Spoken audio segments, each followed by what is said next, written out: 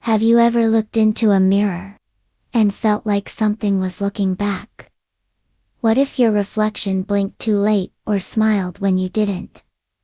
What if the you in the mirror wasn't you at all but something, waiting, watching, learning? Welcome to EchoVerse Whispers, where bedtime isn't peace, it's a portal. Tonight, we begin a story where the familiar becomes sinister, and glass becomes a gateway to something unspeakable. Keep your lights low and your mirrors covered, because this is my reflection isn't mine anymore. My reflection isn't mine anymore. It began subtly at first. So subtly I almost convinced myself I was imagining it. Like the way my reflection hesitated a split second longer than it should when I turned my head. Or how its eyes seemed just a shade too dark in certain lighting, as if they held depth where mine only held exhaustion. And I brushed it off, blaming lack of sleep, too much caffeine. Maybe even stress from school and the move into my grandmother's creaking old house that smelled faintly of lavender and mold. But then the mirror in the hallway started showing things that didn't line up with what I could see with my own eyes, like an extra picture frame on the wall behind me that didn't exist when I turned to check, or a hallway that appeared longer, stretched into shadow, and once, something crawling across the ceiling that vanished when I spun around with my heart thudding in my throat. And still I didn't panic. Not really. Until the night I stood in front of the bathroom mirror, brushing my teeth, and caught my reflection blinking when I didn't. And not just blinking, but staring directly at me.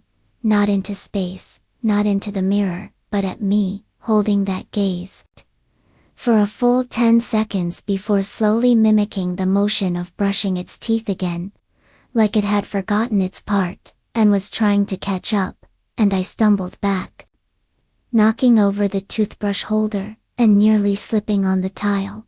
And when I looked back, the reflection was normal again, moving in sync with me, eyes wide like mine, mouth parted in shock. And I tried to forget it, but something inside me whispered that it wasn't the last time. And I was right, because it kept happening more often. Subtle at first, then bold. Blatant, my reflection, moving its hand to the right when I moved mine to the left.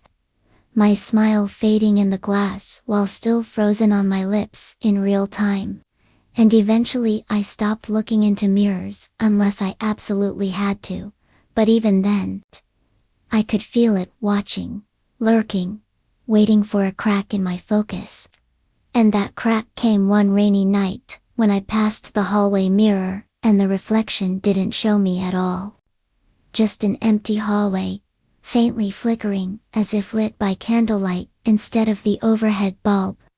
And in the corner of that flickering space, stood something tall and crooked, with limbs that bent like broken branches, and no face to speak of, only a mass of reflective black that pulsed in time with my racing heart. And I screamed. I swear I did, but no sound came out, only fog pressed against the inside of the mirror, like it was breathing. And then I blinked, and it was gone. I was back, staring at my own pale face, my pupils dilated, my breath ragged. And I knew something was terribly wrong, but I didn't know how to explain it, didn't know who would believe me.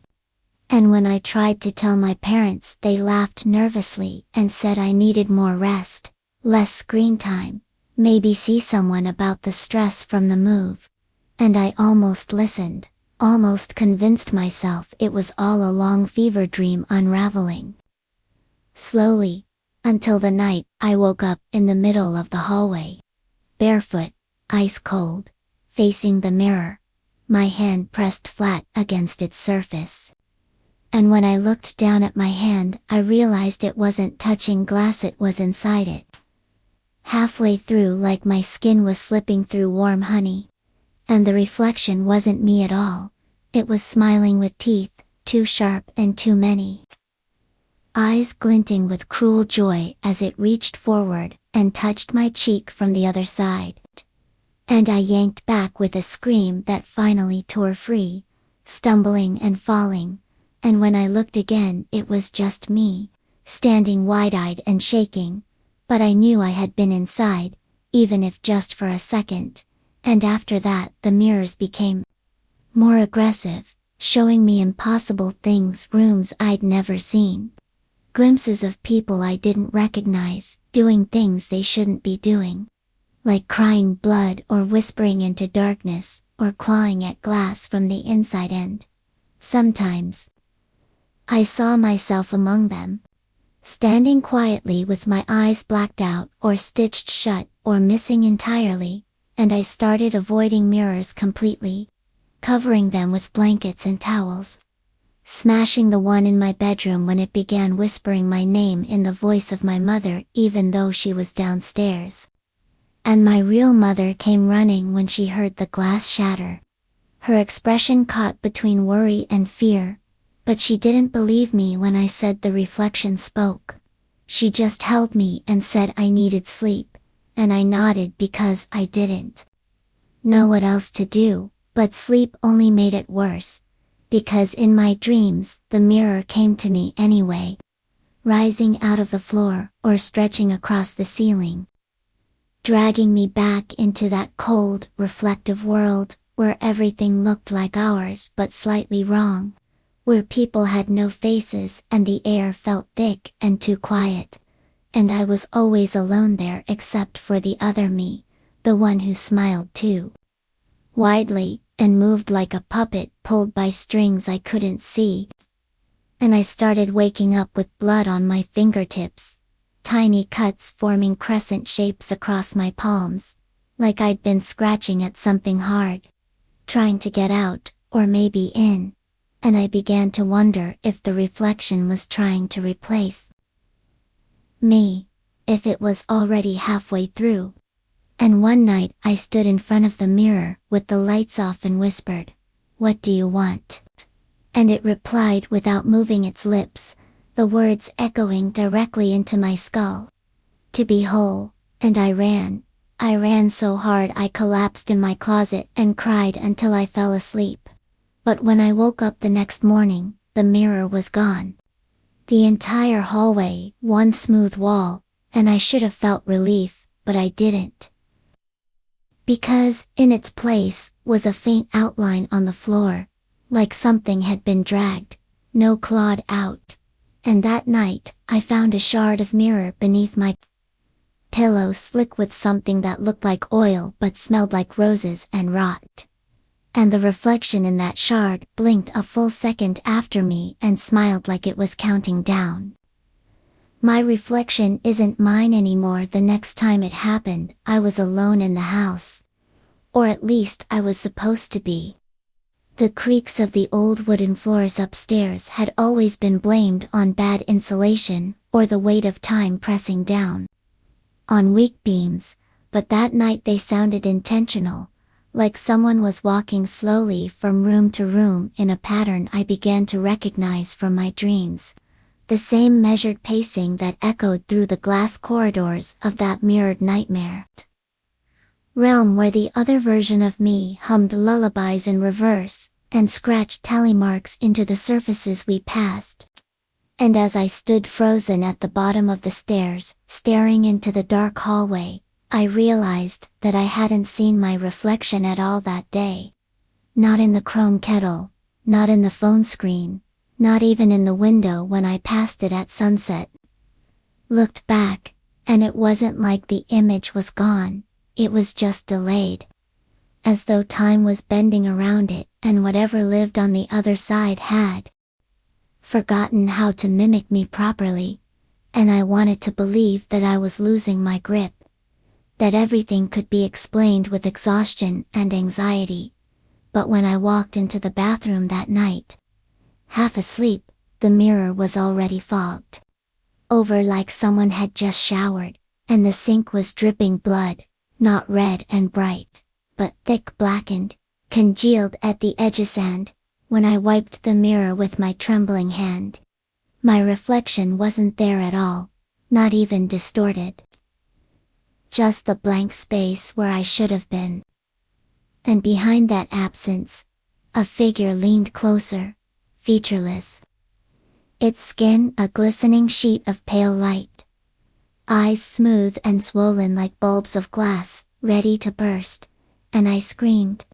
But not because of what I saw, because I could feel it grinning inside my head, like its mouth was stretching through my thoughts and wrapping itself around my mind, and when I stumbled backward, the floor wasn't there anymore, just a flood of shattered glass erupting around me like ice breaking on a lake.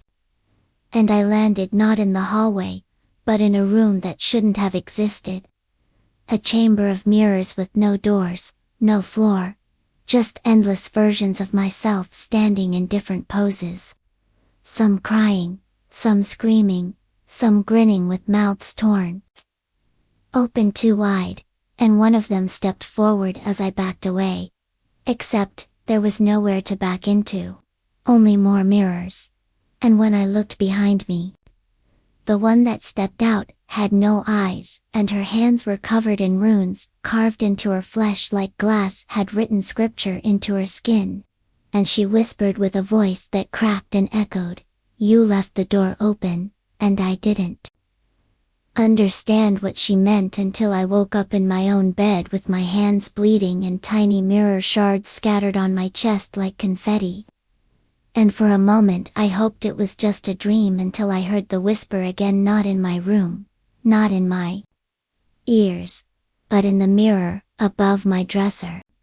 And it was still fogged, despite the cool night air. And something inside it was writing in reverse. The letters forming slowly as though scraped from the inside. "I'm almost through."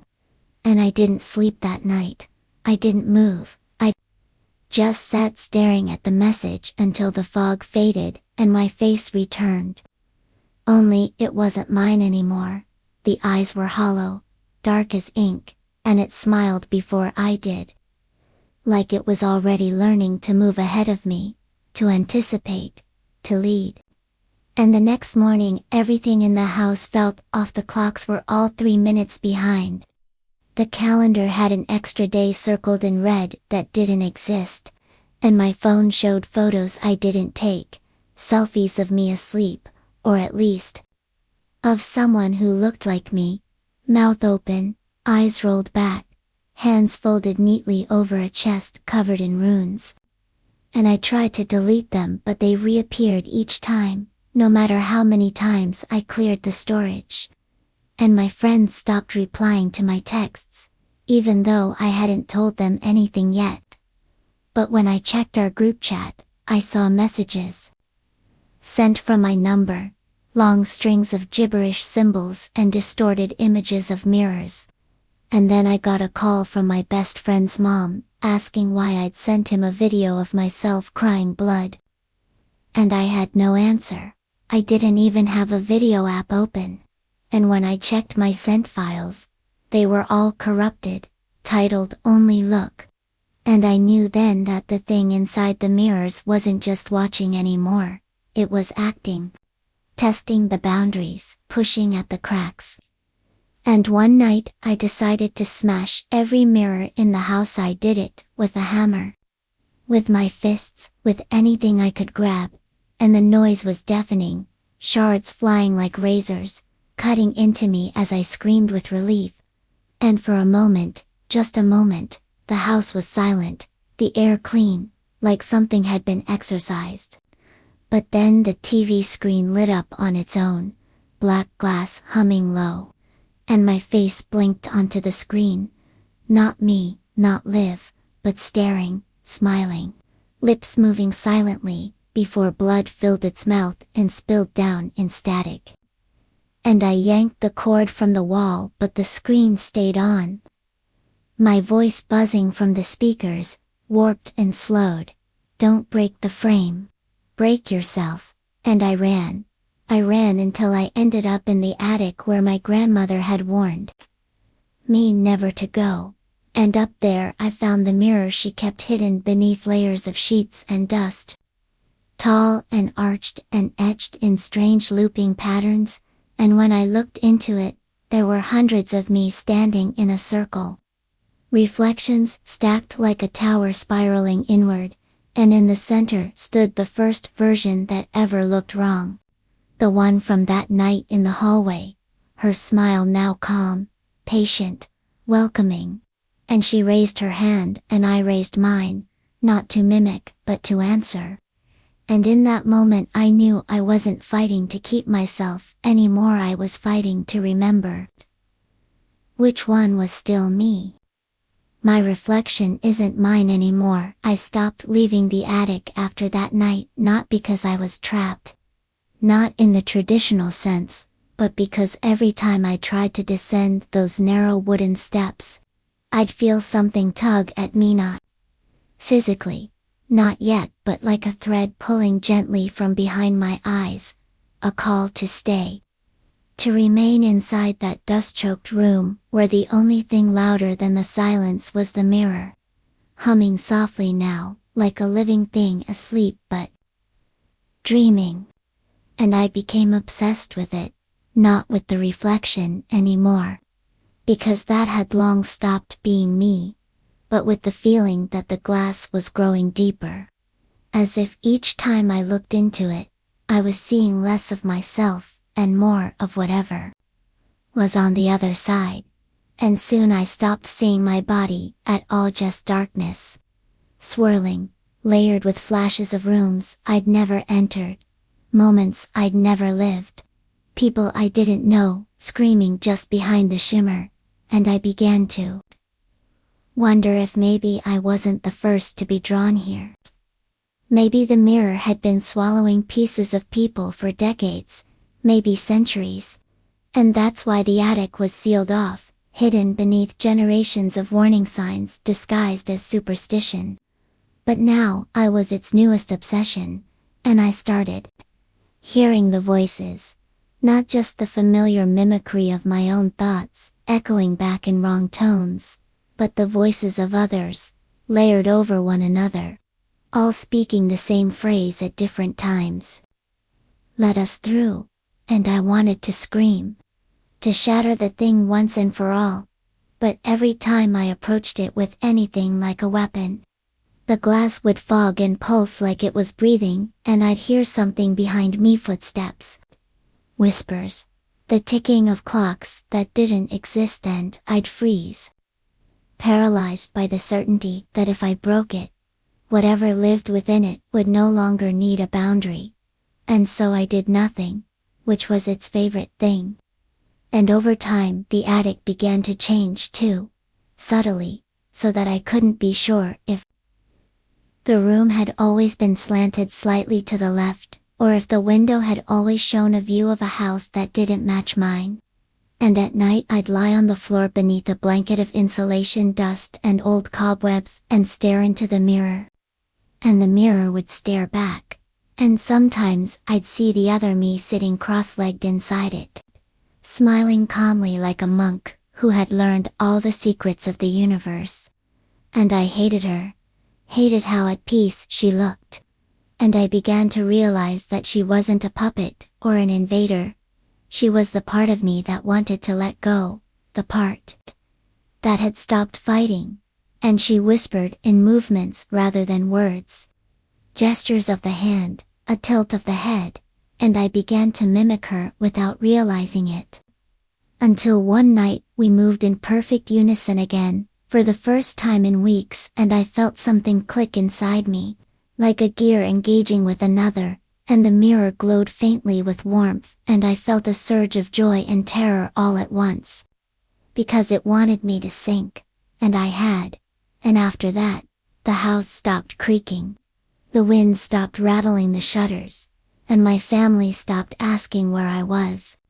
And when I ventured downstairs to test reality, no one noticed me, no one even looked up, my voice didn't register, my footsteps made no sound. And when I looked into the hallway mirror, there I was still, silent, blinking slower than I remembered. And I reached out to touch the glass, but my fingers passed through it like smoke. And I felt her again, the other me, reaching back, merging, and suddenly I was inside the mirror again. Or maybe I had always been, and the real world was the reflection. And then I was in my room, my bed made perfectly, the door open just a crack. But I couldn't leave, because the door opened into the attic again. And I understood then, that the house was no longer obeying space or logic. It was rearranging itself around the mirror.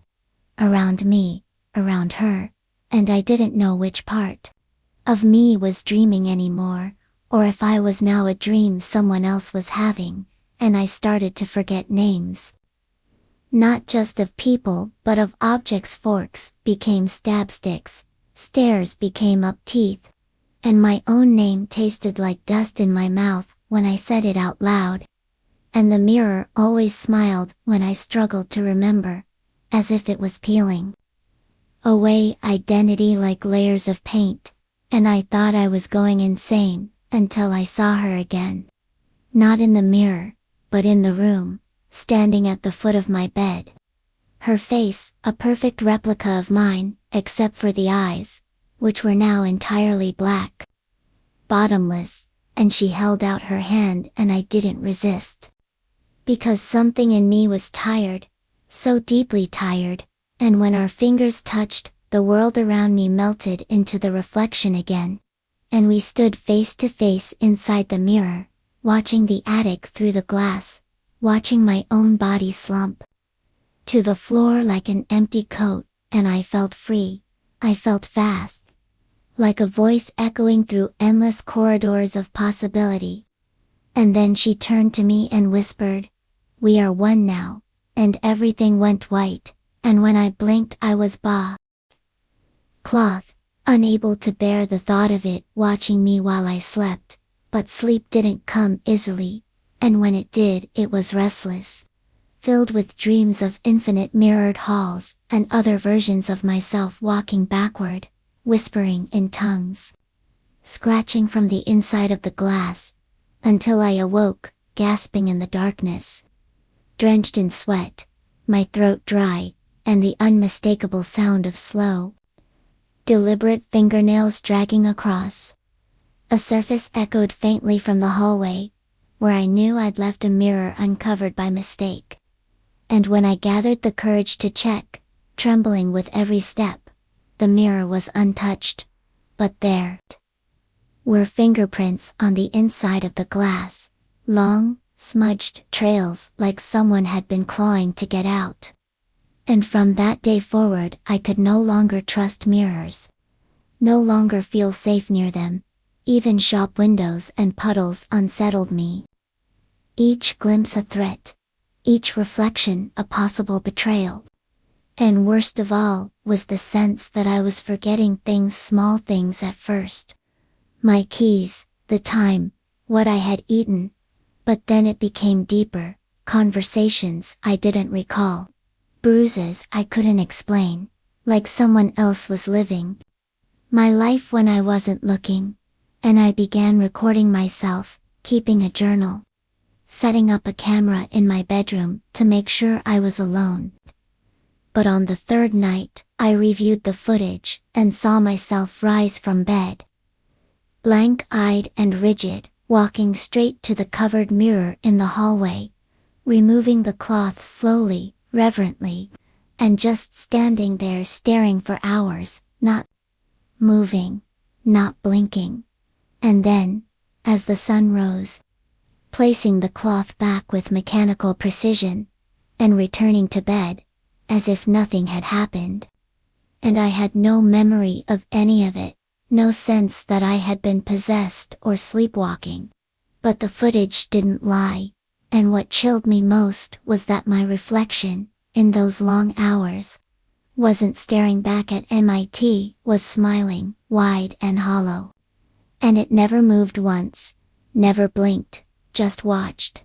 And I realized then, that this wasn't just an entity mimicking MIT, was inhabiting me, growing in the cracks of my mind like mold in the corners of a dark room, and maybe, just maybe, every time I looked into a mirror, I was giving it permission to come a little closer.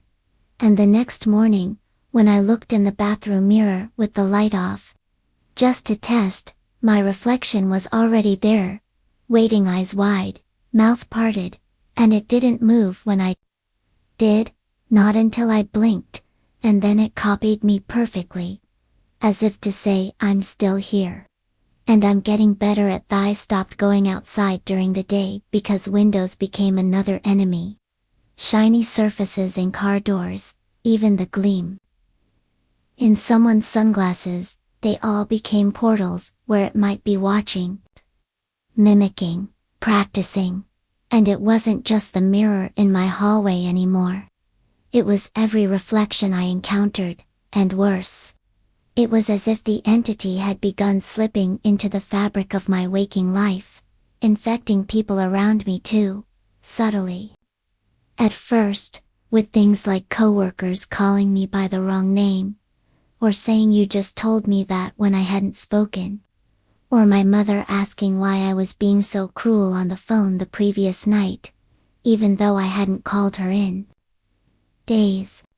And I began to feel like there was a version of me walking just ahead of me, a shadow self making choices, speaking with my voice, unraveling everything I was trying to keep together, and I became obsessed with controlling it, keeping records of every interaction, filming myself constantly, locking away all mirrors at night and counting every item in my apartment to make sure nothing moved while I slept.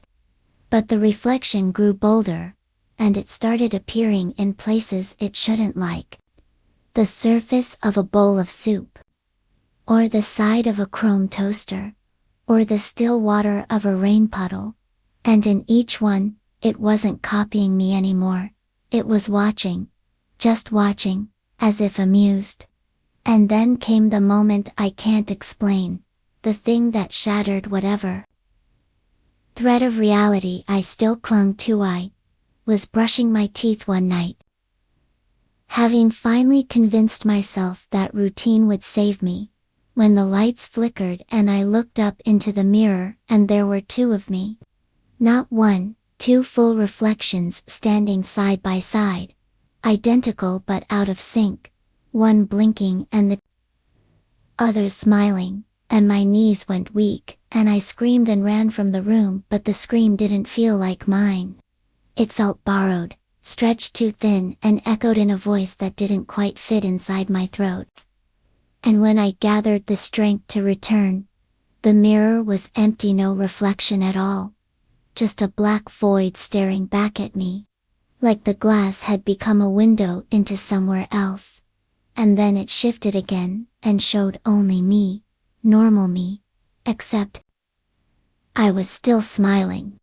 And I was holding something in my hand that I wasn't holding in real life, a shard of glass, blood dripping from its hand.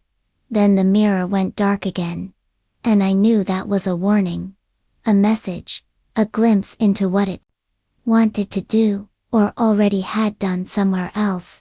And the next morning I received a package at my door with no return label. Just my name scrawled on the front in smeared black ink, and inside was a photograph of me, asleep, taken from the end of my bed. But my eyes were slightly open, and my mouth was curled into that same empty smile I'd seen in the mirror, and taped to the back was a note that said, "You sleep, I learn."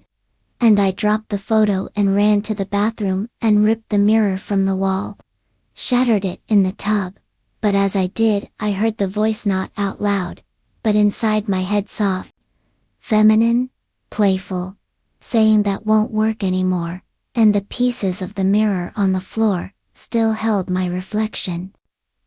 Each one delayed and disjointed, as if they were all slightly different versions of me, all trapped in their own fragments, all moving at different speeds. Some smiling, some screaming, some just staring with cold, hollow eyes. And that night, I slept in the closet with every reflective surface buried or destroyed. But I still dreamt of being trapped on the other side of the mirror, banging my fists on the glass, trying to scream but unable to make a sound, while another version of me watched from the other side, wearing my face, wearing my skin. And I began to wonder if I was the original, or just another copy gone rogue, a splintered reflection that had broken free but was still hunted, still watched, still incomplete. I started seeing cracks in the world.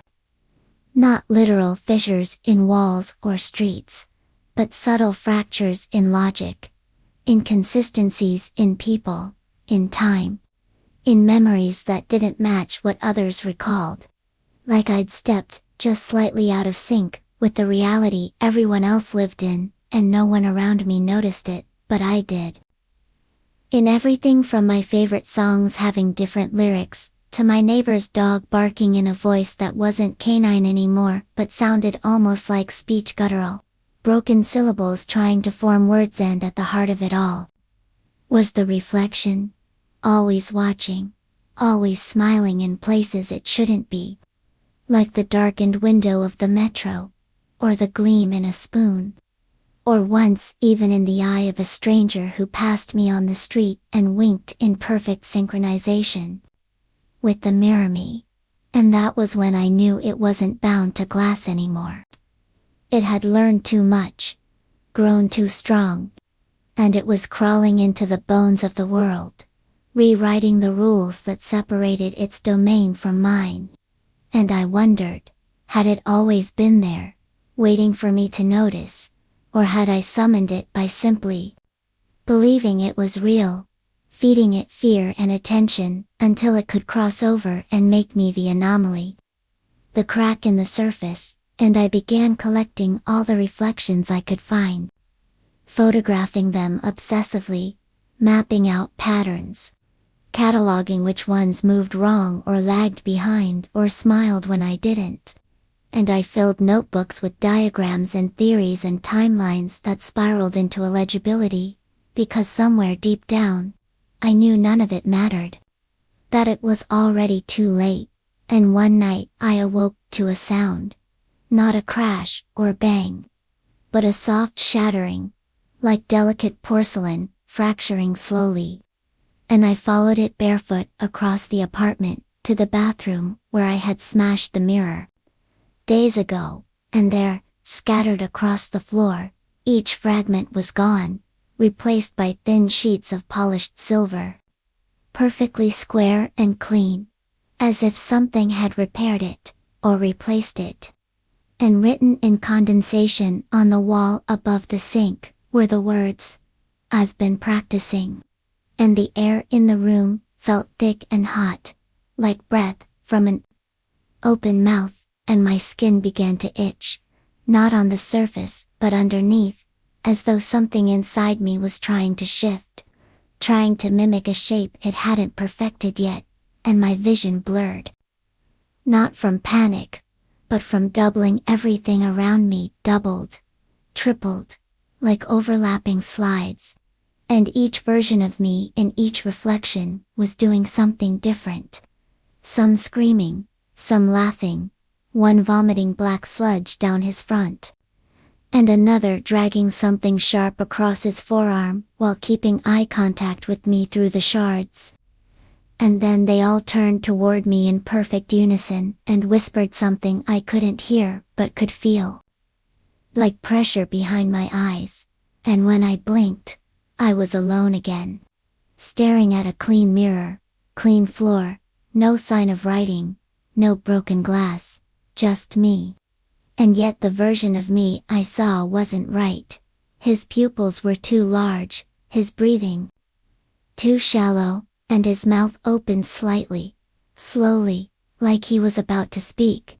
And I felt the breath in my throat stall, like he was about to say something that would collapse me, erase me, but instead, he just smiled and mouthed, "You're almost ready," and vanished, not faded, vanished, like a light switch had been flipped, and there was nothing on the other side anymore.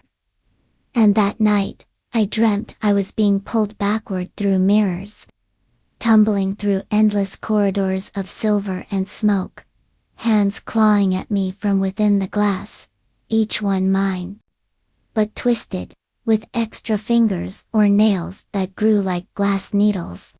And they whispered things I didn't want to understand, memories I never lived, choices I never made, lives I never wanted to claim but were now mine by proximity.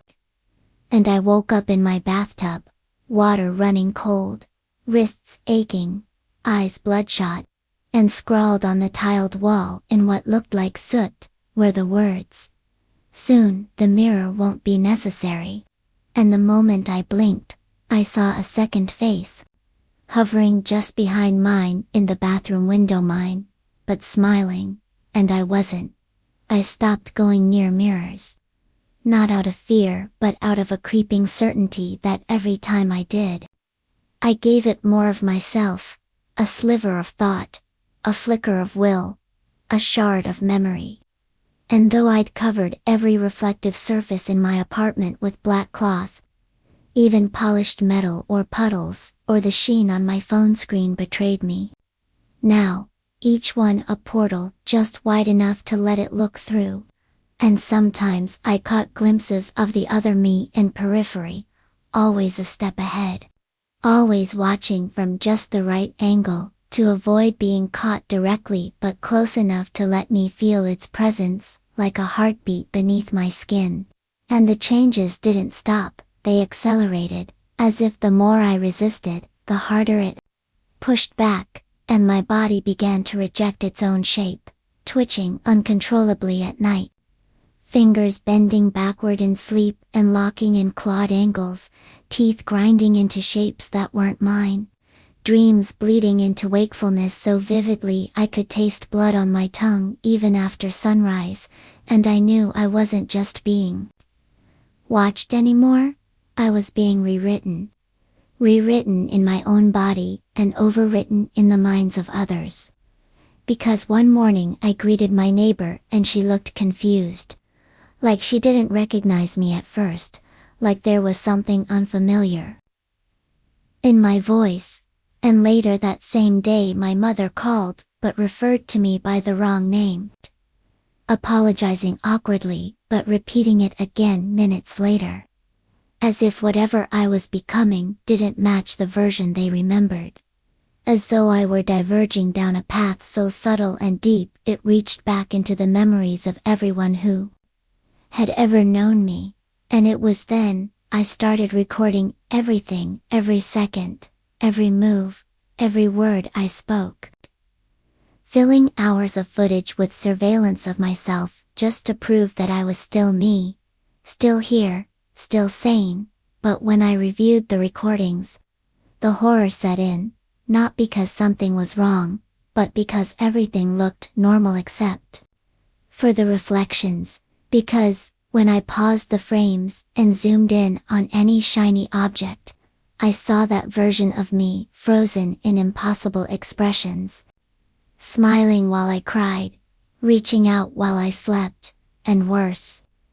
In some frames it wasn't just one, it was multiple reflections, crowding together in a blur of overlapping limbs and twisted torsos, all watching, all waiting, and that's when I understood. The reflections weren't mirrors anymore. They were doors, and each one led to a version of myself I had no control over, no knowledge of, and something had opened them all, unlatched the boundary between selves, and invited them through. And I knew then I wasn't dealing with a haunting or a curse. I was the epicenter of a collapse. A rupture in identity spreading outward like infection, warping reality around me, and I couldn't tell anyone because I no longer trusted my own voice, my own words, my own memories. And one night, desperate, I stared into a bowl of still water and demanded answers. And my reflection didn't blink, didn't breathe, didn't move for over a minute. Then slowly smiled and said, "You're the last one who doesn't know."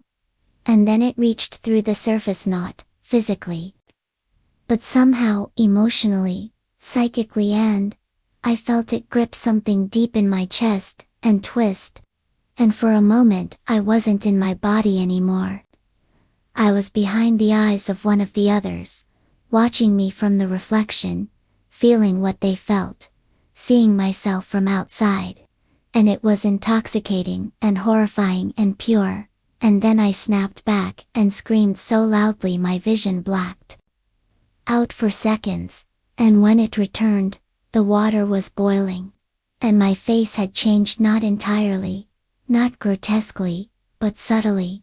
Just enough that I couldn't draw it the way I remembered, and that night, I heard them whispering through the walls, not neighbors, but other versions of me, whispering plans and regrets and threats and warnings, building something together in the dark, using my thoughts as raw material. And I knew I was running out of time before they completed whatever design they had. Before I ceased to be the original, and became just another echo in the network of reflections now bleeding across every surface of my reality. I tried to destroy them all. Every last mirror, screen, glass, and polished metal surface in my home.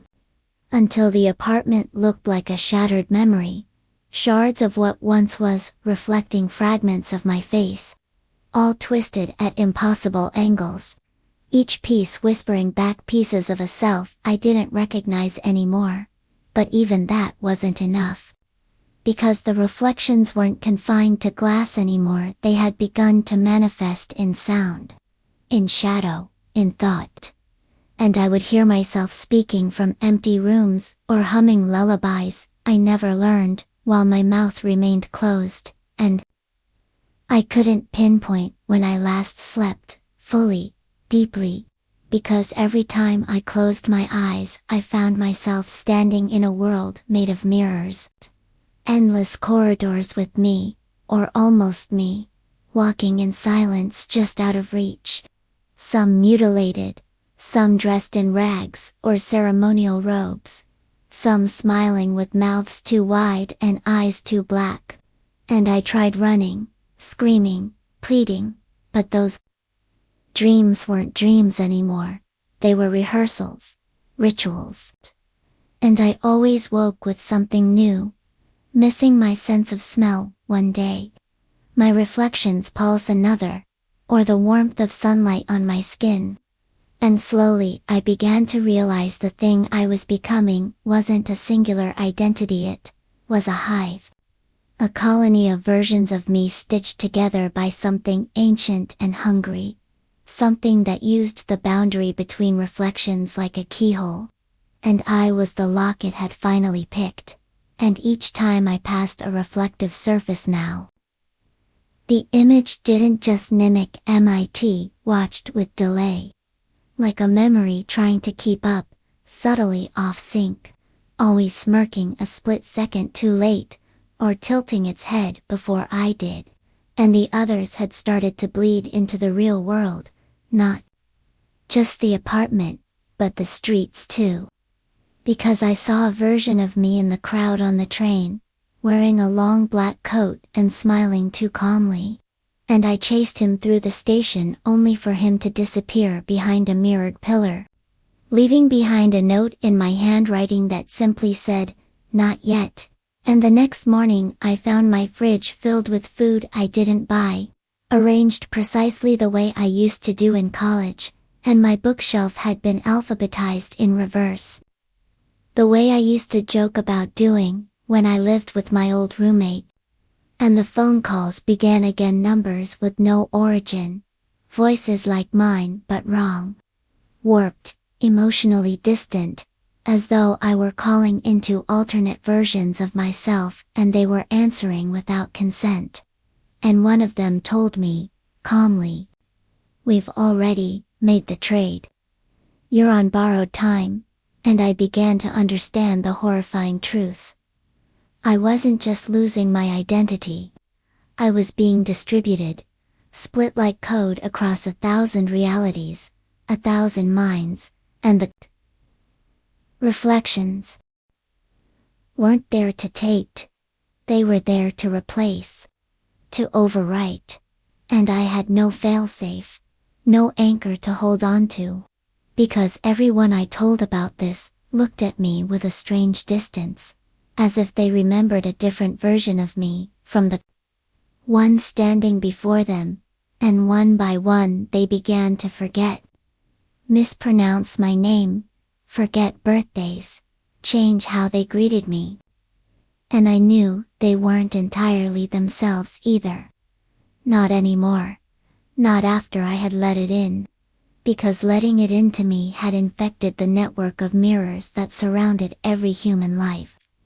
And one night I turned on the bathroom light, and there were 3 reflections instead of 1, each angled just right. Each one staring not at me, but at each other, and I was outside of them, invisible to them, irrelevant. And it occurred to me that I was no longer necessary to the system I had birthed. And that meant only one thing: they were nearly done building whatever came next. And I was either going to be deleted like an outdated file, or assimilated into a greater, unknowable self that wasn't human anymore. And I began to write letters to myself, to hide memories in places only I would look. Carving messages into wood, recording whispers onto cassette tapes with no labels.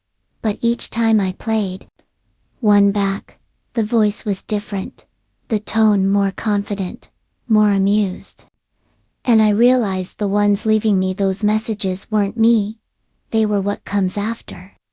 And they were making sure I remembered them when the time came. So I would surrender willingly when the threshold finally opened.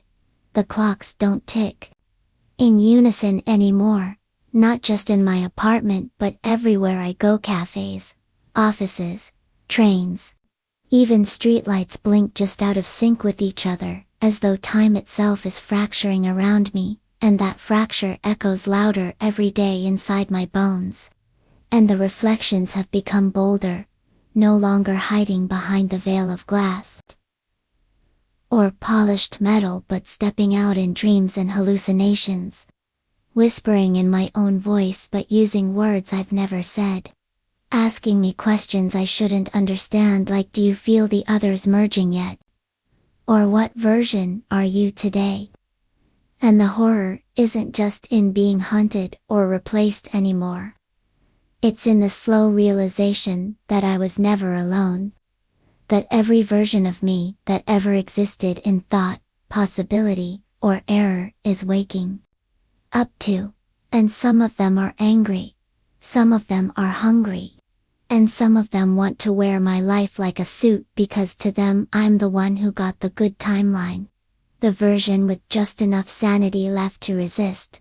And maybe that's why they focus on me. Because resistance is more entertaining than obedience.